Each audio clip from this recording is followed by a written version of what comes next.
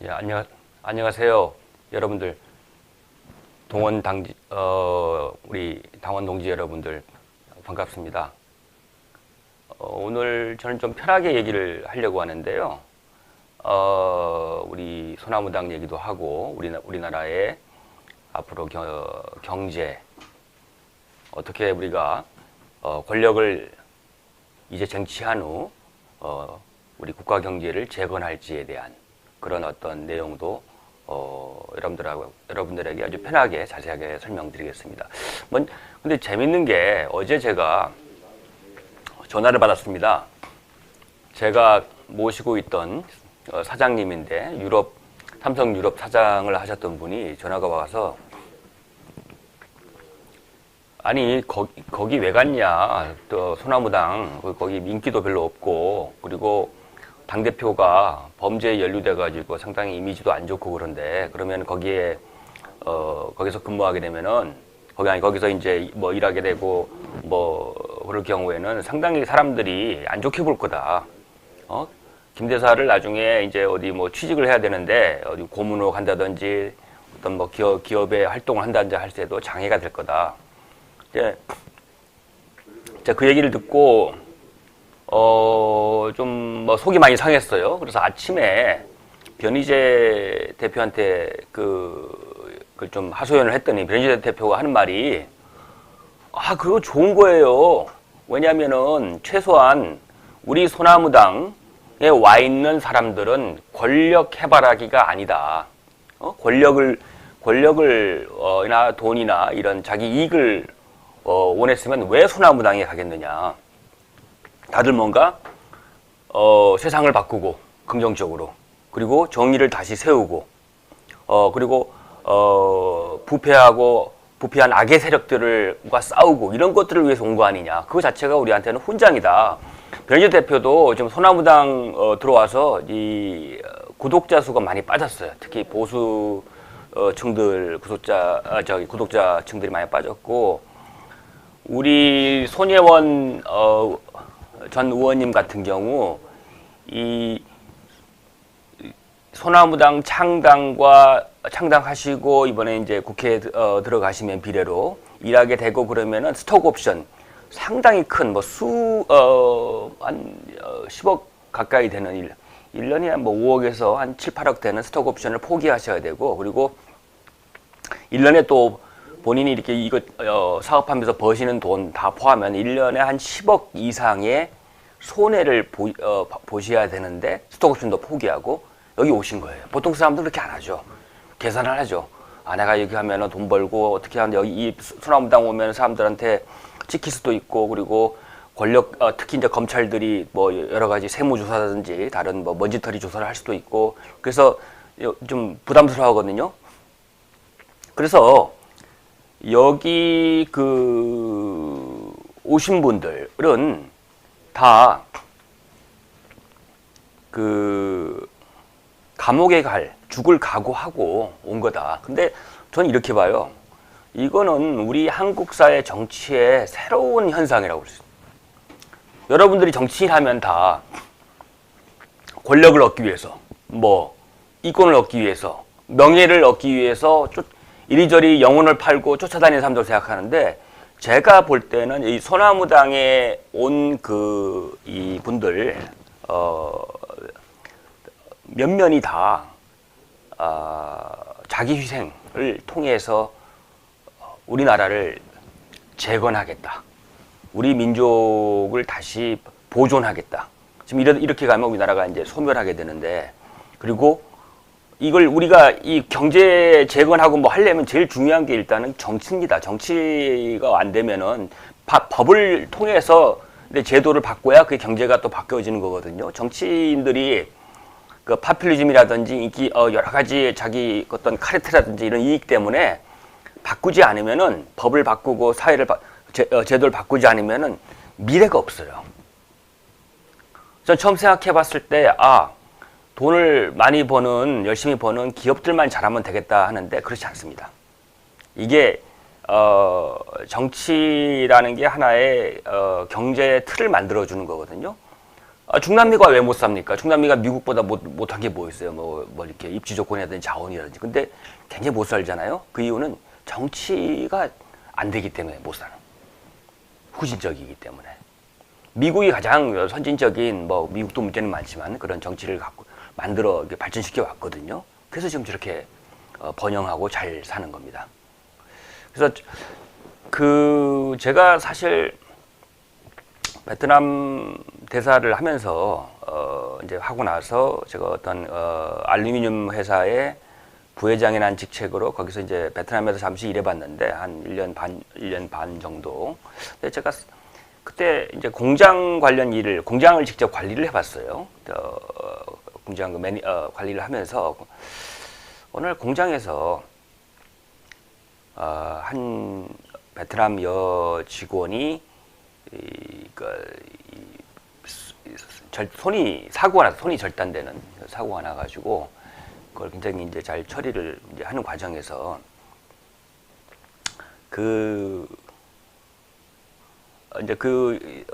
여공이 여자 그 직원이 이제 두 아이의 엄마거든요. 이제 퇴원을 해가지고 집에 이제 갔는데 이제 우리 직원들이 같이 뭐 이렇게 과일도 사가지고 유문을 갔는데 같이 집에 가서 이제 과일을 배하고 사과 이런 걸 가져왔어요. 그랬더니 그 애가 베트남 그 애가 자기 엄마한테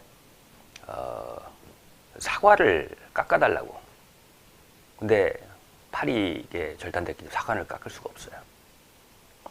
그걸 장면을 보면서 그 노동자들, 서민들, 물론 이제 한국 사람은 아니지만은 국적을 떠나서 얼마나 이렇게 어렵게 살고 있는가. 그리고 이게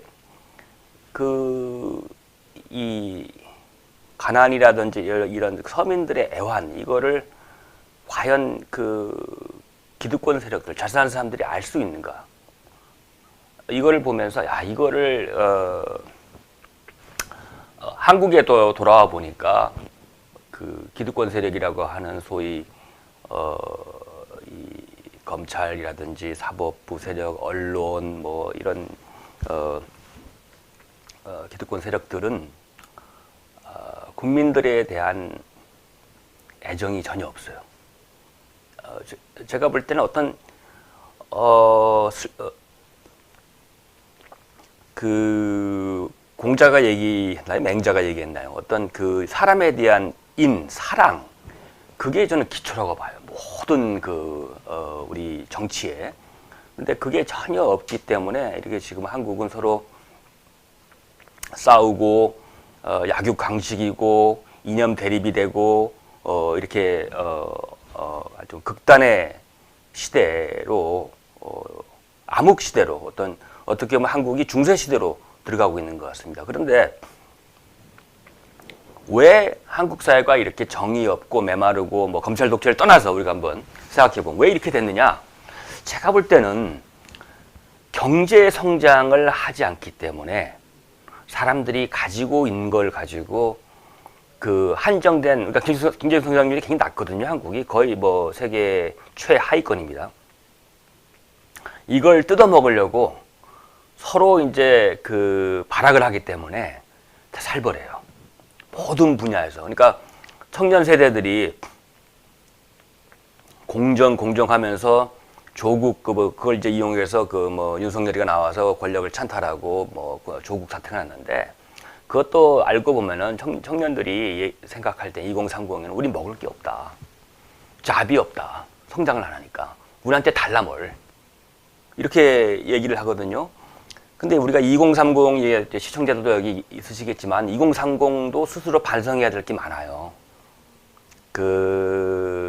2030들이 일을 잘 안 해요, 열심히. 왜냐하면은 엄마, 아빠가 이제 유산을 주고 할아버지, 할머니가 유산을 주기 때문에 일을 열심히 할 생각이 별로 없어요. 그리고 이제 너무 이렇게 오냐오냐 하면서 편하게 자랐기 때문에 조금이라도 자기들의 어떤 감정을 상하는 지시라든지 얘기를 참을 수 없어요. 없어 하는 그 세대입니다. 근데 제가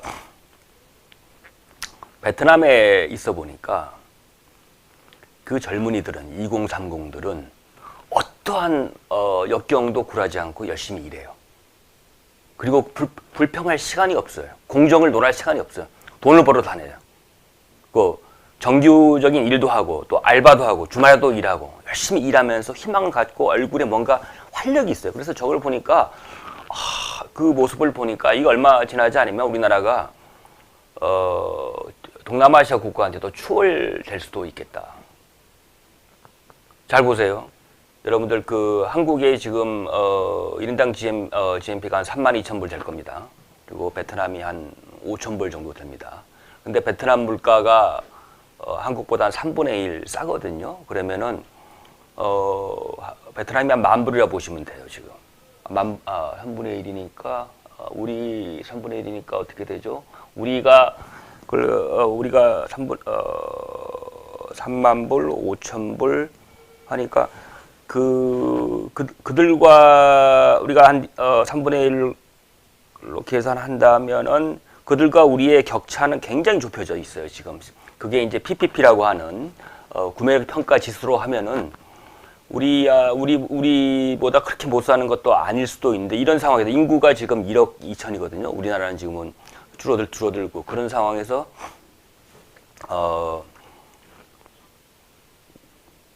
우리 젊은이들이 월급이 8배에서 10배를 받거든요. 이렇게 되면은 한국에서 만드는 제품은 비용이 많이 들기 때문에 경쟁력이 없어지는 거예요. 그래서 경쟁력, 왜냐면 물가도 그러니까 그 인건비도 비싸고 물가도 비싸고 그리고 뭐 노동법도 굉장히 복잡하고 하니까 기업들이 너도나도 어디로 가냐면 동남아로 떠나버립니다. 그래서 지금 우리나라 제조업 기반이 완전히 붕괴되고 있어요. 제가 어제 뉴탐사 찍으러 구리 쪽을 갔는데 가보니까 상가들 8시, 한 6시? 또 안 되는 6시, 7시도 안 되는 다 텅텅 비어 있고 다 임대 이렇게 써져 있습니다. 이제 앞으로 이런 상황이 계속 지속될 경우에 우리나라가 이 서민 금융을 해주자, 기본 소득을 해주자 이런 얘기해도 절대로 이 문제 근본적인 펀더멘탈한 경제 우리 성장 어떤 잠재성을 올리지 않으면은 그건 다 거짓말입니다. 여러분 믿지 마세요.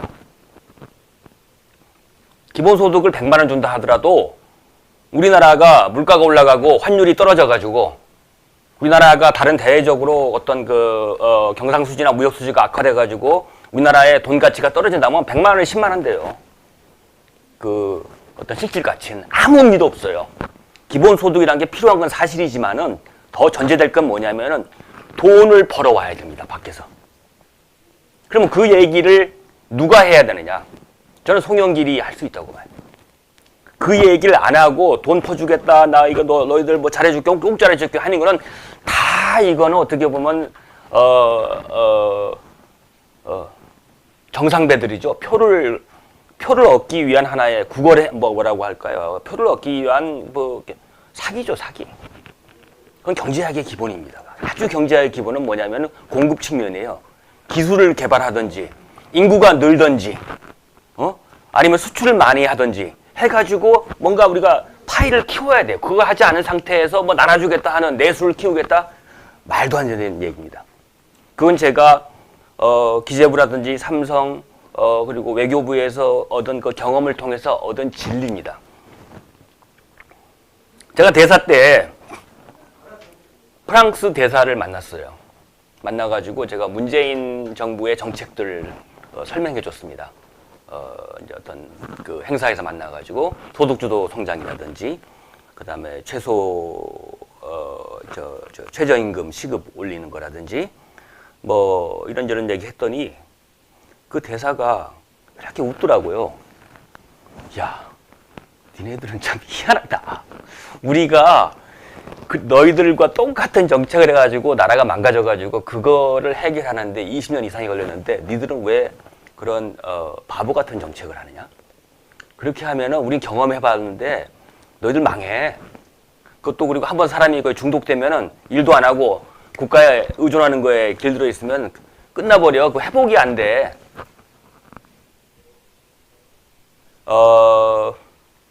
그렇게 본다면 친문들과 문재인의 그는 상당히 큰 실수를 한 것뿐이라 우리 국가와 민족의 크나큰 죄를 저지른 겁니다. 우리 그거 인정하고 넘어가야 됩니다. 자, 여러분 그런데 조국이 뭡니까? 조국의 그 비례 면면을 보세요. 그 라인업들을 다 친문들의 관료, 퇴직 관료들이에요. 뭐 저는 정치공학적으로 보자면은 조국 혁신당이 우리하고 합쳐가지고 윤석열을 그 외적을 몰아내는 거, 외적 진짜 외적이죠. 거기에 대해서는 저는 굉장히 타당하다고 봐요. 그러나 조국 같은 인물이 문재인 시즌 2를 만든다면 우리나라의 미래는 없습니다. 그래서 제가 여기 나왔습니다. 그래서 제가 정치를 하려고 왔어요. 여러분들의 미래가 없어요. 여러분들 자녀들의 미래가 없어요. 우리나라는 동남아한테도 베트남한테 초월당하는 초라한 나라가 되려. 왜? 한 번도 문재인 시즌2인 조국 같은 자들이 나온다면. 조국은 외교를 전혀 몰라요. 조국은 돈 벌어본 적이 없어. 왜? 그냥 학생이에요, 학생. 학자일 뿐만 아니라 조국은 책을 보면은 복문을 못 써요, 복문. 복잡한 문장을 못 써요. 글을 잘 못 써. 근데 팬덤으로 사람들이 사는 거야. 그 책 보면 제가 그 책방에서 5분 만에 읽었어. 5분 만에. 그 뭐 무슨 논문인가 뭐 있어요. 책 같지 않은 거. 다 쓰레기야, 쓰레기 한마디로. 저 책들이. 저 관점에서는. 송영길 책하고 비교해보세요. 송영길의 책하고. 송영길 책은 깊이가 있고 경험이 있고, 송영길 책은 뭐냐면은 자기의 어떤 영혼이 들어가 있어요. 자기의 목소리가 들어있어요. 조국은 여기서 이렇게 뭐 긁어 모은 걸 이렇게 한 것 같아요. 얼굴 보고 또 뽑으셔가지고, 김호준, 다스베이다, 맨날 중독돼가지고 하다가, 조국 일당 뽑으면 어떻게 되려고요? 그래서, 우리의 이번 선거는 두 가지 단계가 있어요. 일단 몰아내고, 그 다음, 송영길 대표가 나오게 하고, 국회의원 되고, 그분이 개혁의 주체가 되고, 그리고 궁극적으로는 야권 세력의 중심이 돼야 됩니다. 그리고 우리나라가 다시 르네상스를 해야 됩니다. 어떻게 르네상스를 하느냐? 구체적인 플랜이 있어요. 우리 소나무당에는. 그리고 이건 소나무당의 이 어떤 생각들은 대부분 송영길 대표의 책에 하나의 공약에 그리고 그의 어떤 사상에 다 녹아들어 있습니다. 우리나라는 전 세계에서 제일 위험한 지정학을 갖고 있습니다. 강대국에 휩싸여 있고 미국과 중국의 어떤 그 G2 경쟁이 한복판에 있기 때문에. 그러나 경제적으로는 가장 축복받은 위치에 있습니다. 왜냐하면은 중국을 끼고 있어요, 중국. 중국에 볼 때는 우리나라가 한 성이에요, 경제적으로. 베트남이 한 성이듯이. 그리고 미국, 일본하고도 가까워. 그리고 러시아도 있어요. 러시아하고 연결돼서 우리는 베를린으로 기차 타고 갈 수도 있어요. 고속열차가 생기면 한 3박 4일, 4박 5일이면 베를린 갈 수 있습니다. 싱가포르이 아무것도 없는 그 뻘밭이었는데 그게 왜 지금 마천루가 되고 세계적인 국제도시가 됐습니까? 누구 때문에?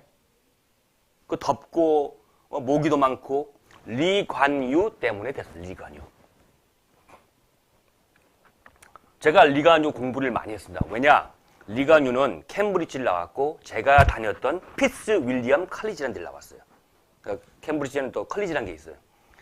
거길 나왔기 때문에 피츠 윌리엄 칼리지에 그 공부 잘하는, 그러니까 싱가포르에서 최고 똑똑한 애들이 그 칼리지로 와요. 자기 그 국부의 그 어떤 흔적을 배우겠다고. 그래서 저는 그 싱가포르의 지식인들과 대화를 영국 캠브리지에서 많이 나누어 봤습니다. 리가뇨는 어떤 사람이냐? 송영길과 비슷해요. 세계적인 흐름을 아는 사람이에요. 어떤 흐름이냐? 중국의 자본, 중국의 인력, 중국의 제조적인 그 어떤 그 경쟁력을 다 가져오겠다. 그러나 중국에 지배받는 건 싫다. 안보적으로는 미국과 확고한 동맹을 갖고 경제적으로는 중국을 충분히 활용하겠다. 중국의 어떤 힘을 활용하겠다. 1978년에 그 등소평이 리가뇨를 만나러 왔어요. 만나러 온 이유는 다른 게 아니라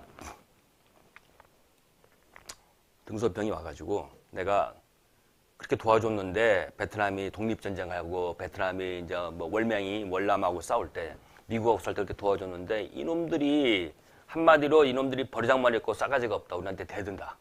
그리고 이놈들이 뭐 저기 뭐 옆에 있는 라오스나 캄보디아를 점령하려고 한다. 이놈들이 한 번 때려야겠다. 내가 전쟁. 그럴 때 리가뇨가 한 말이 있어요.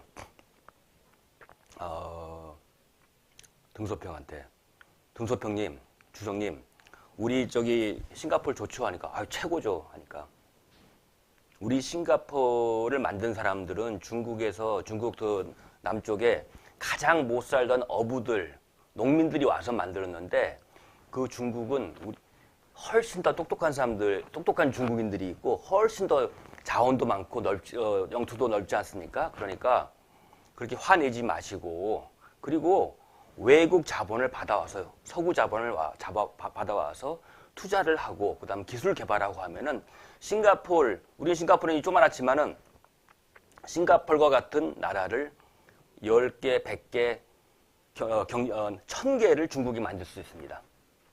그래서 등소평이 그 말을 듣고 리가뇨가 하라는 대로 그대로 해가지고 개혁이 되고 지금 G2가 됐습니다.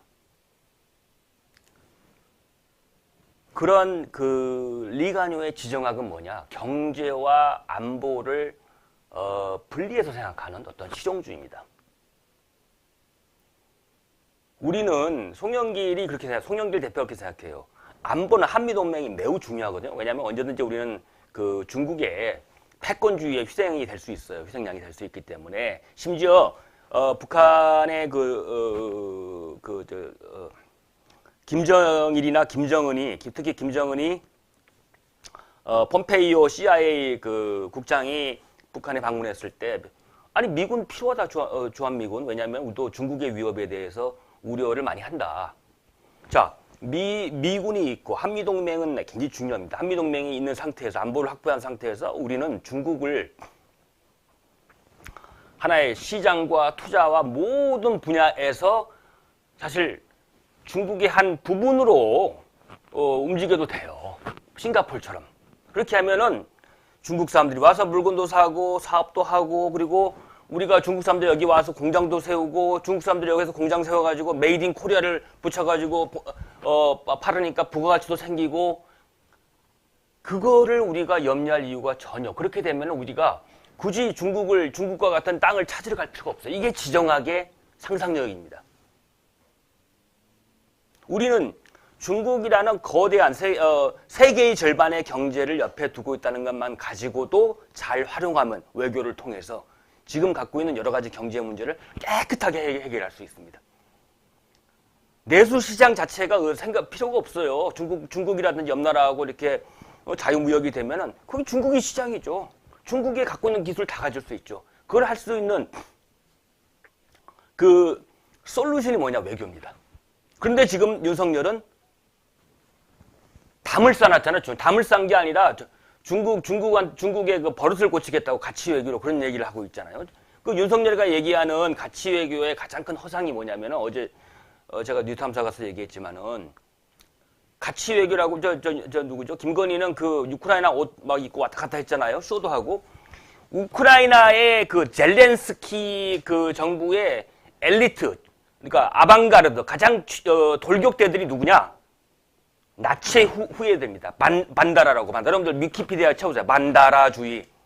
반다라라는 친구는 자기 독립을 위해서 서부에 살던 친구인데 그 나치를 끌고 들어와가지고 나치를 데리고 와가지고 소련에 있던 유태인들을 수십만 명 그리고 소련 사람들, 러시아 사람들 수십만 명 죽인 학살의 주범인데 우크라이나 젤렌스키 주의자들이 데모할 때는 항상 시청 앞에서 우크라이나 살아서 알죠.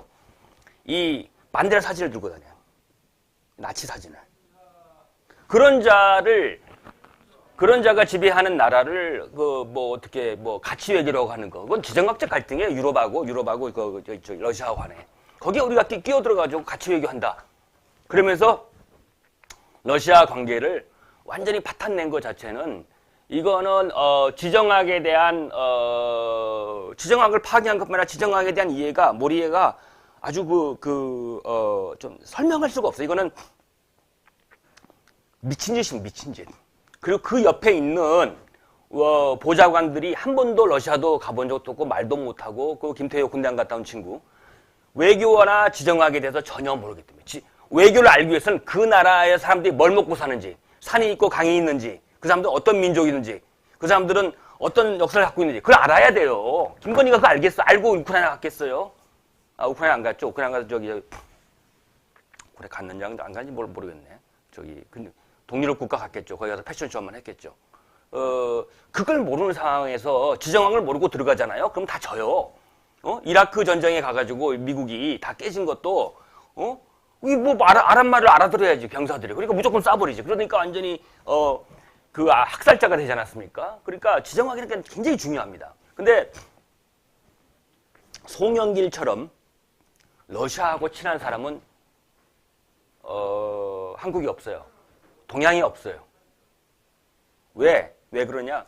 송영길 대표가 인천시장 할 때 인천시 시립박물관에서 러시아 러일 전쟁 때 인천 앞바다에서 함몰한 까레제호라고 까라블 까레제라고 하는데 그 한국호에 있던 깃발을 발견해가지고 갖다 준 사람입니다.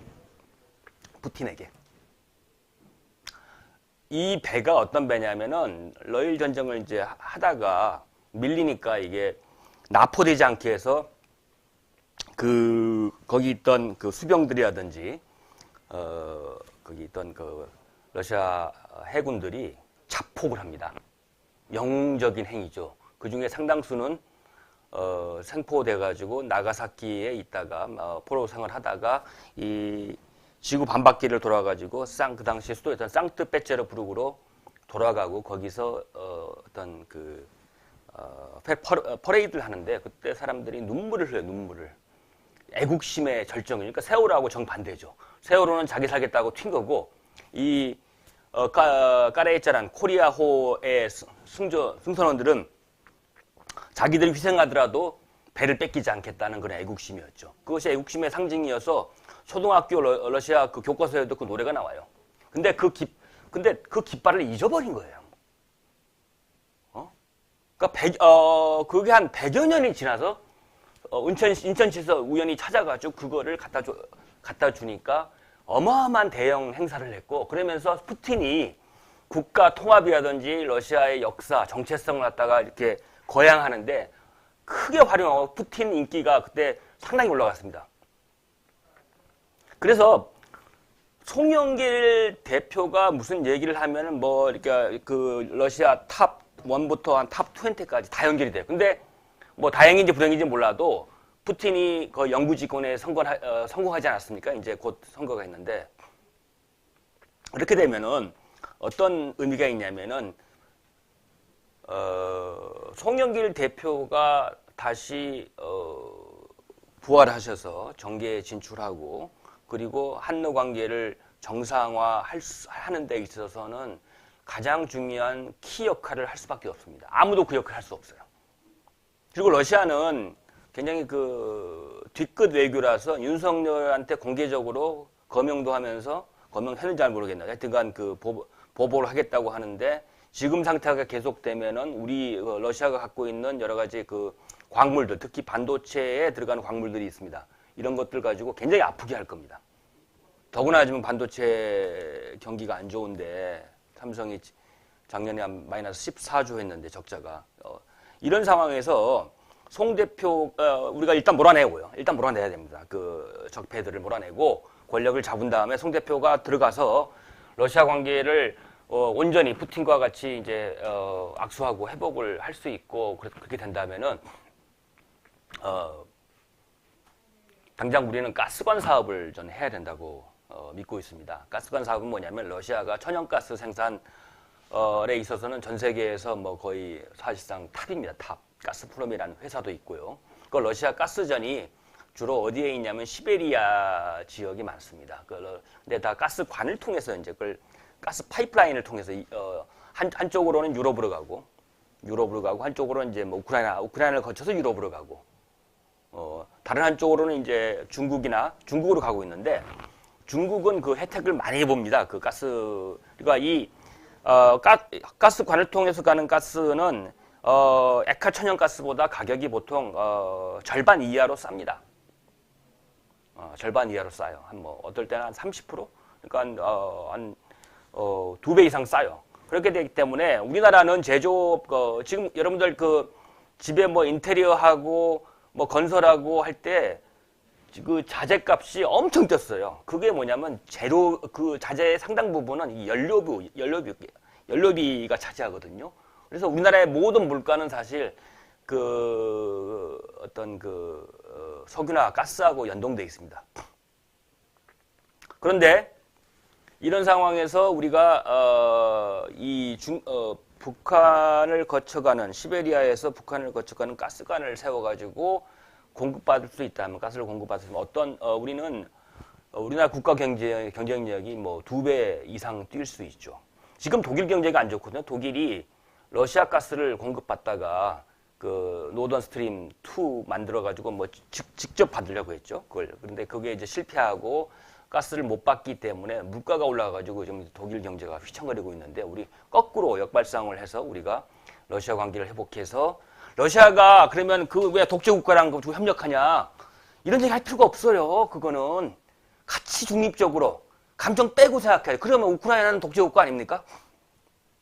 우크라이나는 나치 국가인데 나치 국가가 왜 협력하고 나치 국가 좋다고 뭐 김건희가 춤을 춥니까? 그 옷 입고 뭐 해바라기 나오는 옷 입고 그러면은 북한하고는 왜 우리가 협력하냐? 독재인데. 아니면 뭐 시진핑 그것도 독재인데. 국가 관계에서는 이념이 별로 중요하지 않아요. 이념이. 이익이 중요하고. 그리고 그게 국가 관계 대원칙입니다. 그 어떤 주권 존중의 원칙. 상대방 나라에서 뭐 지지고 볶던 그건 관심을 갖지 않는다. 그건 네가 알아서 해라. 그렇다면은 우리는 감정 빼고 푸틴이 뭐 살인마인지 좋은지 뭐 전쟁 광인지 그 관계없이 관계를 좋게 우리가 잘 유도한다면은 북한을 통해서 가스를 받을 수 있는데 가스 받아가지고 가스값만 아끼는 게 아니라 더 큰 거는 가스관 관련된 건설이 연관 사업이 굉장히 많습니다. 특히 이제 뭐 건설이라든지 뭐 그다음에 거기 관련된 뭐 철도라든지 뭐 도시개발이라든지 이런 것들을 통해서 우리나라 지금 건설 기업들이 뭐 대부분 다 지금 넘어가고 있거든요. 쓰러지고 있거든요. 거의 그 도산지경인데 우리나라 건설이 근데 차지하는 비중은 고용 효과 측면에서 굉장히 큽니다. 한 금융까지 다 연결돼 있잖아요. 금융까지. 그리고 뭐 하다못해 이제 한밭집부터 해가지고 자재 그리고 여기 그 부동산, 인테리어, 뭐 개발 사업, 뭐 하여튼간 이 연관 사람이 많기 때문에 건설 사업을 우리가 포기할 수 없거든요. 근데 새로운 건설 그 사업에 획기적인 기회를 만드는데 우리가 멀리 가서 하는 것보다 멀리 가서 중동 가서 한다든지 뭐 우크라이나 가서 그건 우리가 통제가 안 되기 때문에 돈 벌기 힘들어요. 대부분 다 뜁니다. 요즘에는. 그래서 사우디아라비아에 무슨 제가 까먹었는데 프로젝트 있어요. 윤석열이가 막 떠든 거 거기 까먹었는데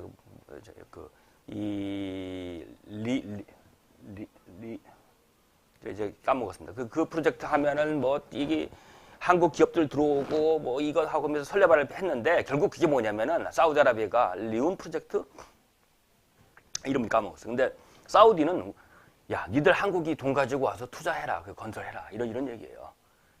그러니까 한국이 사우디 가서 갖다 퍼주고 기업들한테 거기 가서 이제 뭐 리스크 지고 사업하라는 걸 가지고 MOU 같은 거 만든 다음에 그걸 팔아먹는 거예요. 그게 윤석열의 자기 그 성과라고. 그리고 미국 가서 뭐 반도체 공장 지어준다고 하는 거 그걸 또 팔아먹고 이거를 아니 그거 우리 그게 우리나라의 미국이 안 가면 우리나라의 질 공장 아니에요. 그러면 고용의 유출이죠. 그걸 자기 자랑이라고 하니까 이 윤석열 이거는 이 경제를 하나도 모르는 놈이에요. 기본적으로 구수했고 저도 이제 저는 외무고시 봤지만은